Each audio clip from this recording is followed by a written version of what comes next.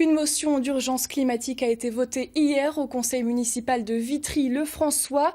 Le but, rappeler à l'État ses engagements dans la transition écologique. Le maire Jean-Pierre Bocquet est avec nous ce soir. Bonsoir. Bonsoir. Quelles mesures concrètes est-ce que vous attendez derrière ? C'est une interpellation sociétale en fait. Et bien sûr qu'il y a le gouvernement et les institutions internationales, mais il ne suffit pas d'en parler. Il faut apporter des solutions parce qu'interpeller, oui. Mais qu'est-ce qu'on fait concrètement ? Alors à la base, tous les maires sont concernés. Le changement climatique, c'est tout le territoire, c'est la planète. Et donc cette urgence, elle est pour tout le monde. Alors notre interpellation, c'est de dire, il ne faut pas en rester à l'interpellation justement, il faut agir. Et c'est ce que nous faisons, en tous les cas nous mobilisons tous nos moyens. Par exemple, lorsque nous allons passer des marchés, eh bien, nous allons introduire un critère environnemental dans les clauses de sélection de nos marchés. De manière à ce que quand on fait un investissement, on se pose la première question, en quoi on va diminuer le réchauffement climatique ? En combien on diminue les émissions de gaz à effet de serre ? C'est du concret. Cette motion, est-ce que ça veut dire que vous obligez à contraindre l'État à agir ?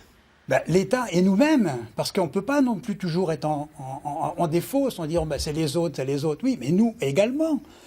Supprimons les chaudières à fioul. Engageons des politiques de rénovation dans nos bâtiments. Faisons en sorte que les passoires thermiques dans les bâtiments publics soient éradiquées. Faisons en sorte que nos gymnases soient à basse consommation. Faisons en sorte que nos équipements publics sont à basse consommation. Et c'est ce que nous essayons de faire. On a engagé de profondes réformes et de profonds changements au niveau de la ville de Vitry dès les années 2010 sur le sujet. Donc on a fait cette conversion et il faut que tout le monde la fasse. C'est un acte de responsabilité. Est-ce que ça a un rapport peut-être avec ce qu'on a vu à Rouen, avec l'incendie de l'usine Lubrizol ? Est-ce que ça vous a poussé à faire un pas de plus ? Alors Lubrizol, c'est un accident industriel, ou une catastrophe industrielle plutôt.